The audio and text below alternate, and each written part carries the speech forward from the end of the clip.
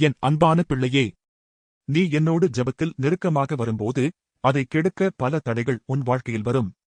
சோர்வு வரும், மனக்குழப்பம் வரும், கவலை வரும், சில நேரங்களில் ஜெபிக்கவே முடியாத நிலையும் வரும். ஆனால் அந்த எல்லா தடைகளையும் தாண்டி நீ என்னை தேடி வந்து என் பாதத்தில் நிற்பதுதான் உன் உண்மையான விசுவாசம். உலகம் உன்னை பின்னுக்கு இழுத்தாலும் நீ ஜெபத்தை விடாமல் பிடித்துக் கொண்டு இருந்தால் நான் உன்னை உயர்த்துவேன். மனிதர்கள் உன்னை புரிந்து கொள்ளாமல் போகலாம், ஆனால் உன் இரகசிய கண்ணீரையும் அமைதியான ஜெபத்தையும் நான் பார்க்கிறேன். சில நேரங்களில் பதில் தாமதமாகலாம். ஆனால் நான் உன்னை விட்டு விலகவில்லை. உன் விசுவாசத்தை பலப்படுத்திக் கொண்டிருக்கிறேன். நீ விழுந்தாலும் மீண்டும் எழுந்து என்னிடம் வருகிற அந்த இதயத்தை நான் நேசிக்கிறேன்.